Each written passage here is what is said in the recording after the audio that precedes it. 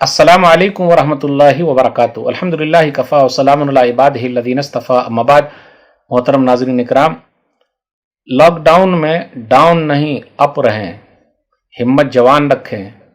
हिम्मत हार गए, ला तक़नतू मिन रहमतिल्लाह, अल्लाह की रहमत से मायूस मत हो। सूरह ज़ुमर सूरह नंबर 39 आयत नंबर 53, अल्लाह की रहमत से मायूस मत हो। फरिश्ते जब इब्राहीम अलैहिस्सलाम के पास आए तो इब्राहीम अलैहिस्सलाम से कहा, फला तकुम मिनल क़ानितीन, सूरह हिजर सूरह नंबर 15 आयत नंबर 55 और 56, कि आप मायूस मत होइए। तो इब्राहीम अलैहिस्सलाम ने कहा, क़ाल व मन यक़नतु मिन रहमति रब्बिही इल्ला ज़ाल्लून, कि अल्लाह की रहमत से गुमराह लोग ही मायूस होते हैं। याकूब अलैहिस्सलाम ने अपने बेटों से कहा था, सूरह यूसुफ सूरह नंबर 12 आयत नंबर 87, वला तयसु मिन रौहिल्लाह इन्नहु ला ययसु मिन रौहिल्लाहि इल्लल कौमुल काफिरून, बेटे अल्लाह की रहमत से मायूस मत होना, अल्लाह की रहमत से तो काफिर लोग ही मायूस होते हैं। इसलिए मायूसी कुफ्र है, कभी मायूस मत होना। अगर मायूसी आ जाए तो याद कर लीजिए शेब अबी तालिब को। 3 साल के लिए प्यारे नबी सल्लल्लाहु अलैहि वसल्लम अपने प्यारे साहबे कराम के साथ शेब अबी तालिब में है, अबू तालिब की घाटी में है।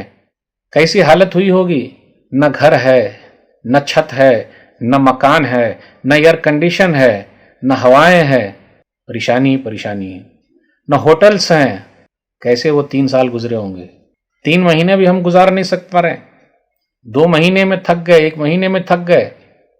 जबकि अल्हम्दुलिल्लाह हमारे लिए छूट भी है वक्ती तौर पर कि बाहर जाते हैं, खाने पीने का सामान लाते हैं। उन लोगों के लिए तो ऐसा था कि एयर कंडीशन भी नहीं, होटल्स भी नहीं, खाने पीने का सामान भी बड़ी मुश्किल से, वो न सामान बेच सकते थे, न खरीद सकते थे, न जमा करके रख सकते थे। कैसे हालात होंगे, कैसे जिंदगी गुजारी होगी। पत्ते वो लोग खाए हैं, चमड़े को उन लोगों ने चाटा है। तो जब लॉकडाउन में तकलीफ आ जाए तो उस तकलीफ को याद कर लीजिए, हमारी और आपकी तकलीफ कुछ भी नहीं है। अच्छे दिन आने वाले हैं, आजमाइश ख़त्म होगी, हिम्मत से काम लीजिए। अल्लाह हम लोगों की हिम्मत को जवान रखे, आमीन। अस्सलामु अलैकुम वरहमतुल्लाहि वबरकातुहू।